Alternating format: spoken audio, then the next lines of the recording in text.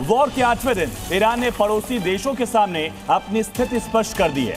Iran के राष्ट्रपति ने कह दिया है कि युद्ध से पीछे हटने का कोई सवाल ही नहीं है। अमेरिका का एक और वॉरशिप मिडिल ईस्ट के वॉर जोन में पहुंच रहा है। ऐसे में बहस जरूरी है क्योंकि ईरान का दावा है कि उसने युद्धपोत अब्राहम लिंकन को नुकसान पहुंचा दिया है। रिपोर्ट में दावा किया गया कि ईरान को रूस चीन से इंटेलिजेंस इनपुट लगातार मिल रहे हैं। युद्ध रुकने की कोई भी उम्मीद कहीं से नहीं दिख रही है। ऐसे में सवाल है, क्या डोनाल्ड ट्रंप ने दुनिया को फंसा दिया और खुद भी फंस गए? क्या ट्रंप के बड़े बड़े दावे सिर्फ अपनी खींच मिटाने के लिए हैं? और क्या यह युद्ध कई देशों को आर्थिक मोर्चे पर काफी पीछे धकेल देगा? और चर्चा से पहले इस वक्त की बड़ी खबर है, वॉर में दोनों तरफ से हमले तेज हो गए हैं। आसमान में उड़ते दिखे फाइटर जेट। इजराइल के आसमान में फाइटर जेट्स की उड़ान देखी गई है।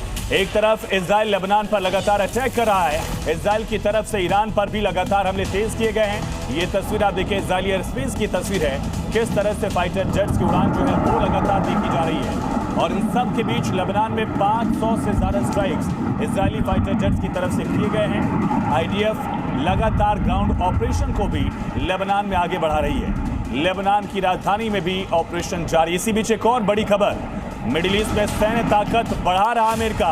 यूएसएस गेराल्ड R4 लाल सागर में पहुंचा, रेड सी पहुंच चुका है। सुएज कैनाल को पार करके रेड सी पहुंचा है। ईरान के जवाब को देख यूएस ने एक बड़ी तैयारी कर ली है। ये बड़ी खबर इस वक्त की, यूएसएस गेराल्ड 4 रेड सी पहुंच गया है। ईरान के जवाब को देखकर यूएस ने ये बड़ी तैयारी शुरू की है। तीसरा एयरक्राफ्ट कैरियर मिडिल ईस्ट की तरफ रवाना कर दिया गया है। लगातार मूवमेंट देखी जा रही है। इससे पहले यूएसएस अब्राहम लिंकन लगातार मिडिल ईस्ट में ईरान के नेवल ब्लॉकेट के लिए तैयार किया गया था। पहला सवाल रविंदर सर आपसे ही, क्या डोनाल्ड ट्रंप खुद भी फंस गए हैं और डोनाल्ड ट्रंप ने मिडिल ईस्ट के तमाम प्लेयर्स को फंसा दिया है? नहीं, अगर आप डोनाल्ड ट्रंप के नजरिए से देखें तो मुझे नहीं लगता कि वो खुद को फंसावा समझ रहे हैं। वो ये समझ रहे हैं हाँ संघर्ष है, चल रहा है, पर जो भी हो रहा है उनको लगता है कि उनके हिसाब से जा रहा है, उनके कंट्रोल में जा रहा है। जो कुछ और करना होगा वो करेंगे।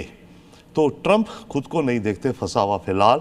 हालांकि अगर हम चारों तरफ देखें तो मामले तो डेफिनेटली बहुत ही सीरियस, कॉम्प्लिकेटेड, टेंशन भरे हो गए हैं। काफ़ी चीज़ें हो रही हैं, बट ट्रंप अपने को बिल्कुल घिरा हुआ नहीं देखते।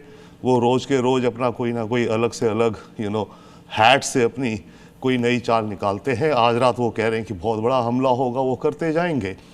और उधर बाय द वे बातचीत भी चल रही है बैक चैनल से ईरान के साथ। कुछ सर बातचीत हो किससे रही जब लीडरशिप खत्म हो गई है? एक खबर है कि ईरान की इंटेलिजेंस एजेंसी किसी थर्ड कंट्री की इंटेलिजेंस एजेंसी के द्वारा उनसे बात कर रही है। हो सकता है कतर की इंटेलिजेंस एजेंसी के थ्रू हो सकता है यूके के थ्रू हो। तो इस तरह बातें चल रही हैं, पर पॉइंट इसकी कौन की आदमी है जिनसे बातें चल रही है। और अभी तक जो दिख रहा है इसमें जो वेनेजुएला मॉडल है वो इंप्लीमेंट होता नहीं दिख रहा। वेनेजुएला मॉडल तो ये था, टॉप लेयर को निकालो, अगली जो लेयर आए उसे थ्रेटन करो, कोऑपरेट, नहीं तो मार देंगे। वो मान गई वहां पे उनकी वाइस प्रेसिडेंट। यहां पर जो नेक्स्ट लेयर आई है इनकी, ये नहीं मान रही और इसको मारेंगे, कह रहे हैं ऑलरेडी हम मारेंगे सबको। तो इनका स्ट्रैटेजी एक तो ये है, मारते जाओ मारते जाओ। लेकिन सर कल ही डोनाल्ड ट्रंप ने इसको वेनेजुएला मॉडल से ही कंपेयर किया, कहा जैसे वेनेजुएला में हमने किया ठीक वैसा ही हम ईरान में भी करेंगे, हमें अपना एक आदमी चाहिए। यानी कि अभी डोनाल्ड ट्रंप के मन में ऐसा है कि वो वेनेजुएला जैसा ही कुछ यहां पर करने की कोशिश करेंगे। देखिए दो चीजें इसमें, एक तो ये आई थिंक शब्दोलॉजी थोड़ी इन्होंने गलत यूज करी, या हम सब भी में भी। इंस्टेड ऑफ रेजिम चेंज, पहला कदम तो ये देख रहे हैं रेजिम कोलैप्स, कि रेजिम का ढांचा गिर जाए, उसके बाद जो भी कयास होता रहे वहां पे, वहां से कोई निकले। एक वो मॉडल है। दूसरा ये है कि रेजिम में से ही कोई अंदर का स्ट्रॉन्ग आदमी हो, राइट, जो बोले चलो हम कोऑपरेट करते हैं। वो कोई दगाबाज भी हो सकता है बाय द वे, अगर हम टर्म यूज करें ईरान के हिसाब से। कोई ईरान को बेट्रे भी कर सकते हैं कुछ लोग, ऐसी इसमें कोई शक नहीं है। ठीक है स्वर्ण सर, मेरा सवाल आपसे है, फिलहाल जो मिडिल ईस्ट के तमाम देशों को नुकसान हो रहा है, अरामको पर 2 बार अटैक किया गया, कतर का एलएनजी प्लांट पूरी तरह से बंद है, बहरीन का जो ऑयल रिफाइनरी का पूरा प्लांट था वो पूरी तरह से ठप पड़ चुका है, मिडिल ईस्ट में फ्लाइट ऑपरेशन बंद हो चुकी है, पूरा मिडिल ईस्ट जो है वो इकोनॉमिकल कोलैप्स की तरफ बढ़ रहा है। ये कितना बड़ा चैलेंज इन देशों की अपनी इकोनॉमी के लिए, और क्या वो डोनाल्ड ट्रंप पर दबाव नहीं डाल रहे हैं? बिल्कुल वो दबाव डालेंगे राष्ट्रपति ट्रंप पर, क्योंकि उनकी तो कुल जो आर्थिक व्यवस्था है, जो कुल आमदनी है देश की, उसमें से ज्यादातर तो ये तेल और गैस से निर्यात से ही आता है, थोड़ा सा पर्यटन से आता है। तो उनको सीधी चिंता होती है कि यदि तनाव बना रहता है, हालांकि आज राष्ट्रपति पेजेस्कियां जो ईरान के हैं उन्होंने, और उनके बाद IRGC ने भी कहा है कि ये जो अपने क्षेत्र के हमारे पड़ोसी देश हैं उन पर अब हमले नहीं होंगे जब तक वहां से हमले वापस नहीं होते ईरान के ऊपर। तो एक तरह से संकेत उन्होंने दिया है कुछ इस आक्रामक युद्ध को कम करने का। पर यहां तक बात है राष्ट्रपति ट्रंप के, उनको क्या लगता है, उनकी असेसमेंट में वो कमजोर हैं या नहीं। युद्ध में कोई भी देश अपने आप को इस तरह से कमजोर सामने नहीं करता है, हमेशा से मैक्सिमलिस्ट पोजीशन लेके युद्ध में देश बात करते हैं। और यदि आप देखें सच्चाई तो अभी आप देखें कि पहले तो यूके के प्राइम मिनिस्टर से टकराव हुआ, फिर स्पेन को कहा कि हम आपसे नाता तोड़ देंगे, अब जर्मनी के वाइस चांसलर ने भी कहा कि हम इस युद्ध में नहीं आएंगे। तो इस तरह से उनके नेटो के जो खास एलाइज हैं वो भी इस युद्ध को गैर कानूनी एक तरह से अंतर्राष्ट्रीय स्तर पर वो कहने की कोशिश कर रहे हैं राष्ट्रपति ट्रंप को।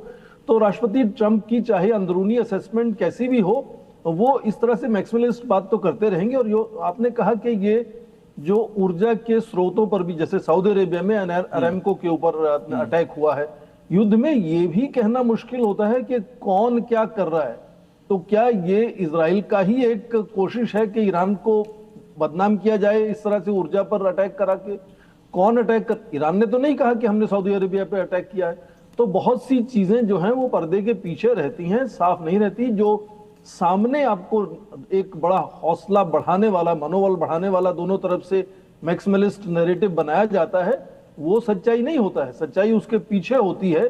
और यदि ईरान ने आज ये कहा है कि वो पड़ोसी देशों पर इस तरह के लगातार हमले नहीं करेंगे, तो उसके पीछे जाहिर है कि कुछ सोच है, या तो ये मान ले कि पर्दे के पीछे कुछ बातचीत शुरू होने की उम्मीद कर इसका कारण क्या हो सकता है डीके सर? अगर ईरान की तरफ से कहा जा रहा है कि हम पड़ोसी देशों पर हमला नहीं करेंगे, क्या ये दबाव है, कोई बातचीत की पहल है, या फिर हथियारों के खत्म होने की शुरुआत है? देखिए ये एक हथियारों के खत्म मैं लौटता हूं सर, मैं लौटता हूं, ठीक है सर जी।